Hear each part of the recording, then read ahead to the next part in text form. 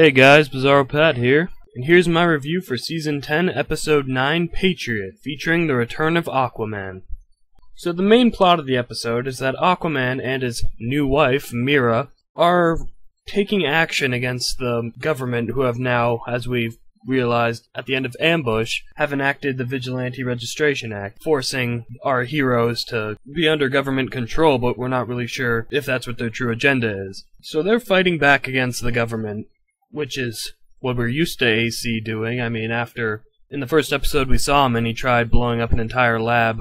So, to figure out more about this Vigilante Registration Act, Oliver decides he'll be the first to sign up and see what's up with this whole situation.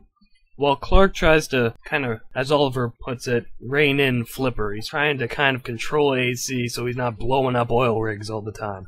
And this Arthur Curry, Aquaman, AC, he's much different than the surfer boy, what's up bro, that we saw in his first appearance in Season 5. And he's progressively been getting less surfer boyish each time we've seen him.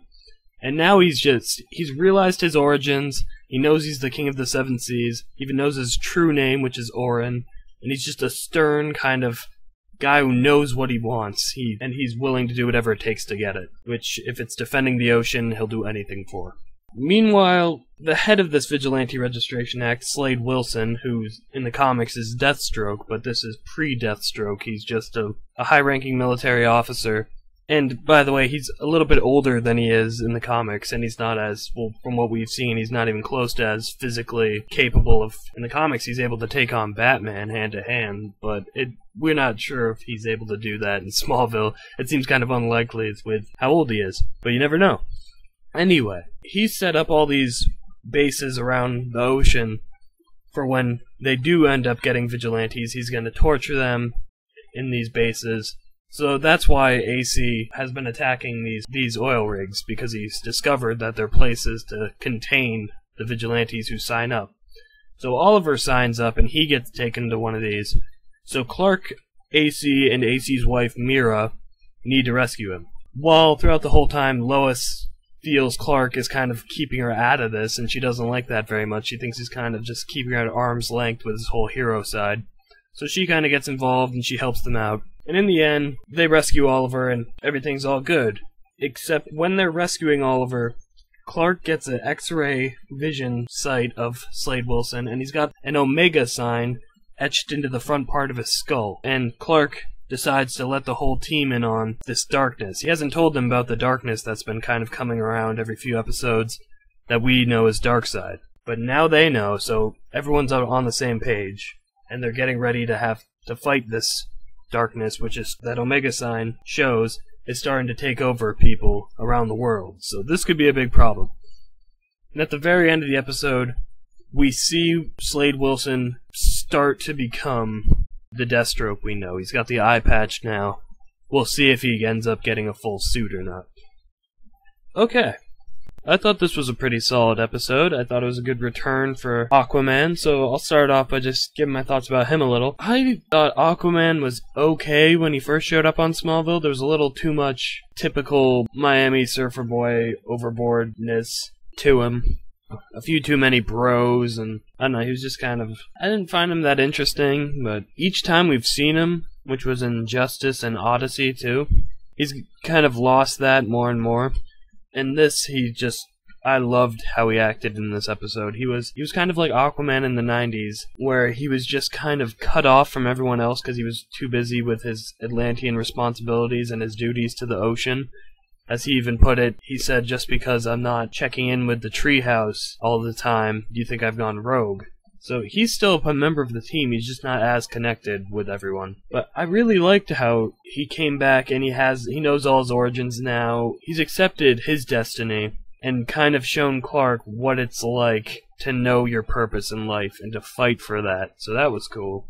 Although there was all this hype about, oh, Aquaman's gonna have a new suit in this episode. He had this black wetsuit with orange in it for the first scene of the episode, but then in the other scenes he either had his orange and green look again, or he was shirtless, of course, because that just seems to be a running gag with the men in this show.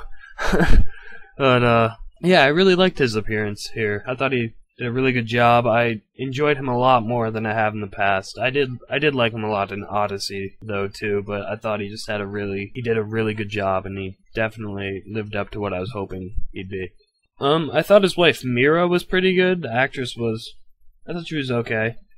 She kind of had this vibe about her. She was definitely, something about her was off, and it's kind of hinted at since she knows his real name that they didn't say it out loud, but it seems pretty obvious she's from Atlantis. But I thought she was pretty good. She had some nice scenes with Lois, and then later Lois and Clark. I thought the whole Aquaman Mira storyline was a good parallel with Clark and Lois, where Clark wasn't really trusting Lois to work with him, while Aquaman and Mira, they were just like partners, just blowing up oil rigs together. So I thought that those parallels were pretty cool.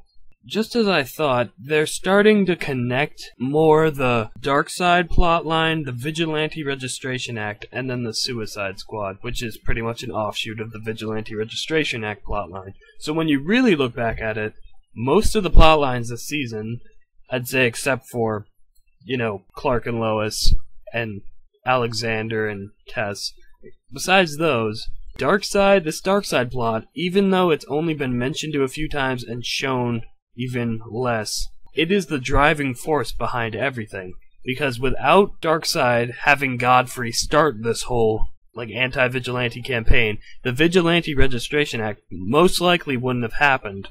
And now we realize that the darkness is even taking over government officials like Slade Wilson, who is in charge of this Vigilante Registration Act. So Darkseid is behind everything. And the heroes now realize that. They're realizing this darkness has the potential to spread across the entire planet. And that could be really bad.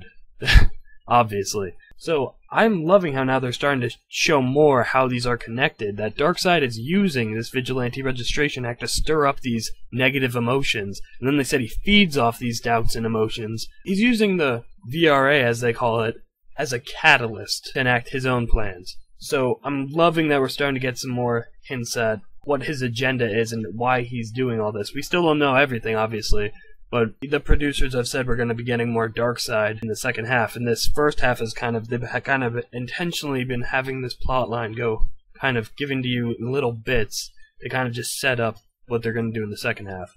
So I'm happy that these plot lines are starting to connect, and we now, when you think about it, Darkseid really is going to be, when he shows up, it's going to be big. Now, my few low points of this episode, I have to say I wasn't a huge fan of Slade Wilson's actor. I don't have a problem with how old he is, really. He just didn't really seem like Deathstroke to me that much. He was a mean military guy, he was kind of an ass, and just vicious and cruel to people, but I just feel like he wasn't very Deathstroke-ish. But I'm hoping, once he's gone through this whole eye patch thing, or whoever was fixing him up, maybe he'll be a bit more Deathstroke when he returns, from what we hear in Icarus, the mid-season finale. And I don't think it'd be that hard to do the stunts. I mean, if they go with the actual, or at least similar to the Deathstroke look from the comics, he's wearing a mask, so you could just get a stunt double to fight for him, I guess. So I could see them getting around that. They could have the whole, what happened to him at the end of the episode, that could be a reason why he can become physically stronger and more Deathstroke-like. So yeah, that was a little minor part of the episode I didn't like.